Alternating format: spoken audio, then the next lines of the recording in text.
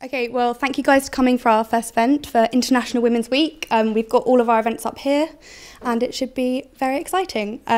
So we're doing a Women in Sport panel today and with all these lovely people. So if you could go around and introduce yourself and what sport you do. Hi, I'm Lizzie Archibald. I'm captain of women's rugby team and yeah. Hi, I'm KG and my sport is basketball. Hi, I'm Emily and I am in trampolining. Hello, my name's Erin and I am on the rowing. Hi, I'm Sian and I'm game day manager of Kentshire. So kind of want everyone to talk about a little bit more about their sport. How did you get into it? Kind of why it appealed to you? That sort of thing. So I started at school. It was sort of just a random option when PE teacher did one lesson. I'd always done netball before, but I was always a bit too aggressive for it. They always stuck me at goalkeeper. So then I sort of realised actually that was the sport for me. So I carried on and then joined at uni. For me, growing up in Chicago, you kind of either had to play baseball or basketball. And because I was tall, I played basketball from like when I was 9 and then just kept doing it because they were like, oh, you're tall, you automatically have to play this. And I loved it, and so I kept it up. So I started doing trampolining at school. And then I took this interest to an outside club locally. And then it wasn't until I came to university after a long break that I realised there was actually a team here. So I was able to start again. So I did swimming before I came to university, but when we did Freshers Fair, I got called by the rowing team. They were like, you're really tall, please, can you try out for rowing? And so in my first year, I joined the rowing. I only got into cheer, coming to university, I never really saw it about outside of university and I just fell in love with the sport ever since, so yeah. So I kind of want to ask, like, if you think there are any kind of prejudices or misconceptions around the sport that, you know, whether it's kind of to do generally or whether you think in specifically to being a woman in that particular sport. I guess with rugby, it's kind of obvious, you know, it's quite sort of classically seen as the male sport. So if you do play, people are kind of like, oh, you play rugby. Like, it's not seen as sort of for women to play because obviously it is a full contact sport. So I guess it's sort of like the stereotype of you sort of have to be like a bigger woman and like you got to be sort of more masculine. But actually, the reason why I love it so much is because there's such a variety of positions that require completely different body types. It's actually really inclusive for women. So yeah, I think it's great. And I think the typical one that I get as like a female basketball player is just that they don't take women's basketball as seriously as men's, just because a men's game is like super intense, and then when they think of a women's game, they don't always think of it as like having the same level of skill or the same level of commitment as a men's team has. And then also like that we're overly tomboyish, like you were saying, like you have to be like a certain kind of girl to want to play a sport like this because it does get aggressive at times. And so I think that those are a couple of the prejudices. I think trampolining has fewer prejudices. It's a sport that both men and women are treated and seen equally in.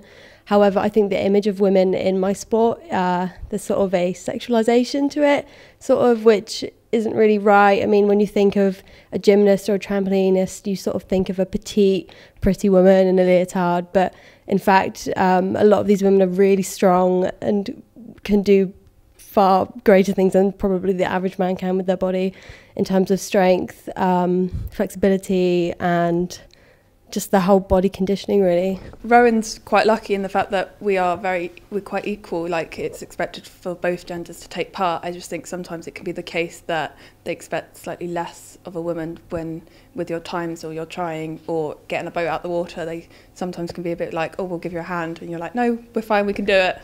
But otherwise, I think we're quite lucky in the sense that it's quite equal. Yeah, I do think there's definitely prejudice surrounded by cheer. I think people are uneducated in what we actually do within the sport.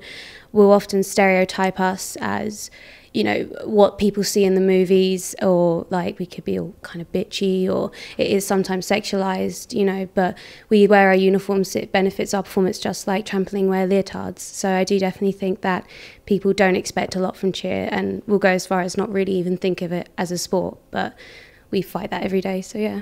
Okay, so kind of going on to some of the more obvious things about kind of promotion, how things are televised, and of course in kind of some of the major sports like with rugby, football, the massive pay gap. So like I think in football, don't quote me on this, it's around 86% difference between a man and women when they play football, and also it's way less televised despite the fact that our female football team is actually better and wins more. So I just thought I'd open that to the floor. I think women's rugby is definitely getting better. Like last year, the World Cup was on a bank holiday weekend on ITV, daytime TV, so that was quite a big deal. And then obviously there's Six Nations going on at the moment, and the women are doing really well. Had their first loss this weekend, but it's still kind of like you'll see the televisation for the men's, and they'll be like, oh, and by the way, the women are on this evening, and it's kind of so it's getting better definitely. And I think it's being more recognised as equal because it is like just as skillful and just the same. You know, I think a lot of men who hear about women's rugby, they're like, I've been asked so many times, is it the same? Like, is it contact? I'm like, yes.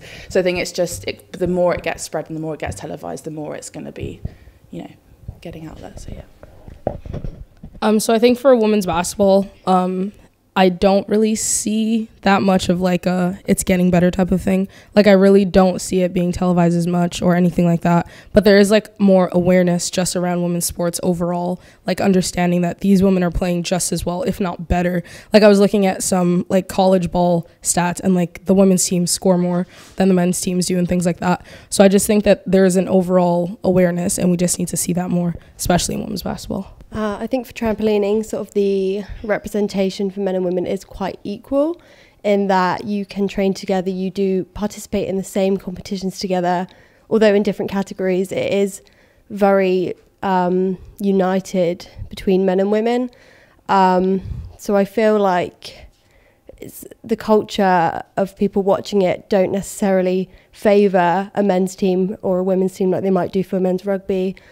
And football, which is what I think is really nice about it. Sort of anybody can enjoy it, really. Like you don't have to be a woman to just watch the women's team and vice versa. Yeah, likewise, I think rowing is very much equally shared between the men and the women. Like we're featured just as much in the Oxford versus Cambridge race as well as the Olympics. We've got very successful women in it. So I think both sides of the gender is shown throughout the sport. Similar in cheer, we have two divisions. We're lucky that cheerleading is a very female-dominated sport, so we have all girl and then there are co-ed teams. So I never really feel like there's any sort of like the men's version is being promoted. It's just not the case in cheer, and we are very lucky for that. And in terms of there being a pay gap, we're not really paid to cheer, you know, you can get sponsored, but I think the issue lies in for other sports where there may be a pay gap is in the televising. Sponsors are going to go for the ones that are on the primetime TV spots, so the issue really lies in why aren't they getting the primetime spots to figure out the pay gap issue. So moving on to a slightly more optimistic note, who would you say is your biggest sport inspiration, who really makes you kind of motivated and feel empowered? Probably Maggie Alfonsi.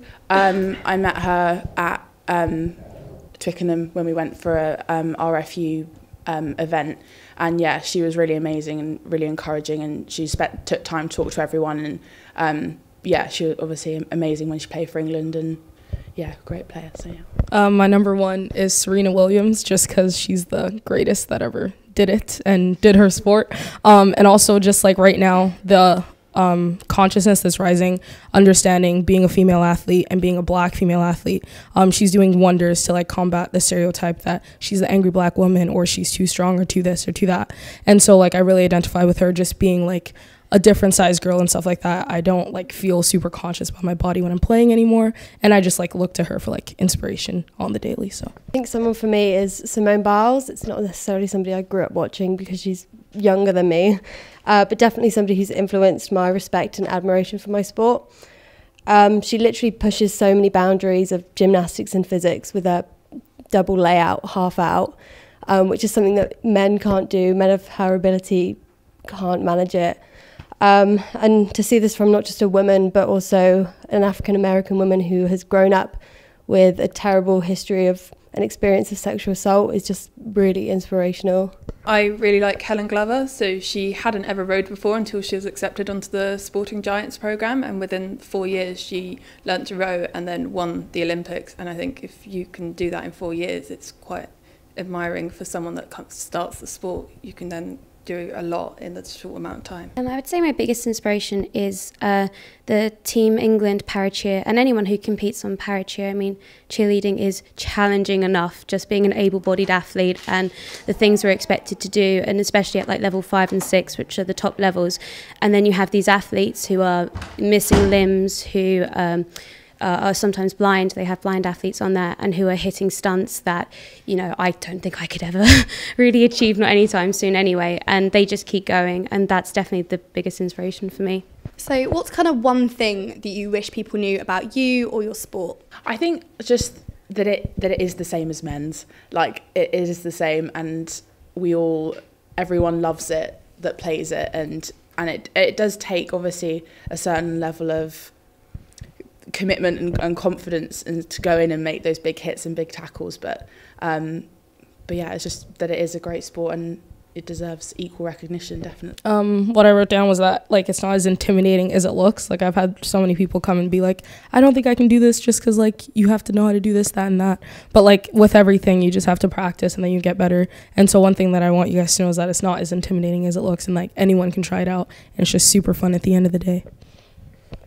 Yeah, definitely agree with that. And, like, the thing is with, like, something like trampolining and gymnastics, that it can take years and years and years to absolutely perfect and get to an elite level, and the body conditioning that you have to put yourself through is tough and you have to really commit, but that doesn't mean that anybody can't just pick it up and do it for fun and fitness. And yeah, it's a great way to do that. I found at university as well, like, we don't expect all of our players to compete, and it's just a way of socialising, really. Yeah, I think with rowing, we're seen as quite a privileged sport. I think people think that we all come from a really well-off background and have lots of money, but I think with being at the university, we take on anybody and everything, and we really try and cater for those that couldn't afford to take part. And I think it does it's not as privileged as it can be seen. I think anyone should join in if they want to, and for that not to be scared. I think I'd want to let people know that cheerleading is such a hard and also should be respected sport.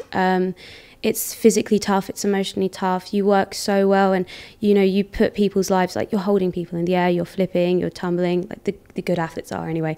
And people will just generally look at us, at our image, and judge us by that, and it kind of takes away from all these hours of just pure training that we do. You know, I'd love to welcome anyone who thinks that cheerleading isn't hard to just 1 hour of our practices, and just so that they can see that we are athletes in every single right as any of these other girls on the team are. Is there anything that you want to say out there to kind of women who are either invested in a sport or those who are too scared to try, and I don't know, just the kind of effect that it's had on your guys' lives?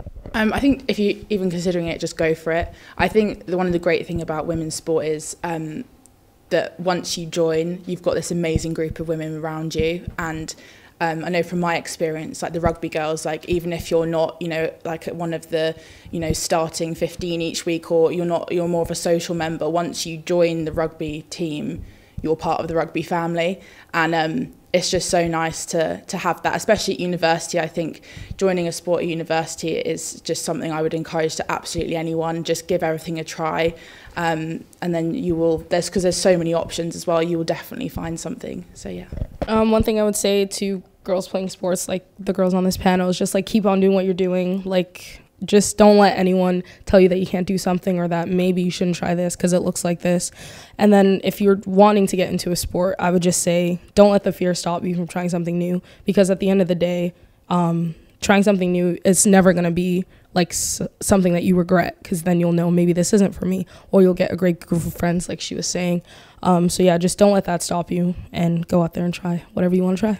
So there's a widely attributed and probably misattributed quote from Eleanor Roosevelt, who said, like, do something every day that scares you.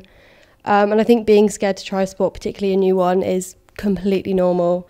But once you take that first leap, everything just falls into place: friendships, communities, passion, and your drive. And I guarantee that if you look back on when you didn't take that opportunity to join a sport, that is more scary than that initial anxiety. And yeah, to women in sport, just keep doing you, really. If you're too scared to join a sport, I definitely think go for it. It's sport at university completely changed my whole experience here, and I wouldn't change it, and I wouldn't ever consider not rowing now. Like, I want to keep it on for when I leave, and the friendships I've got between definitely the 4 people I share a boat with is completely different to people I meet outside of the club. So please do go and take part in that sport. Being a part of a sports team at university has changed my life so much. I don't think I would have stayed at university if it wasn't for being a part of such a great team. And also, like, it benefits you physically and emotionally as well, just being able to be active every day and working out because we can and not necessarily because we have to. I would just tell everyone to just try so much and, you know, use the bodies that you've been blessed with, you know, try everything that you can.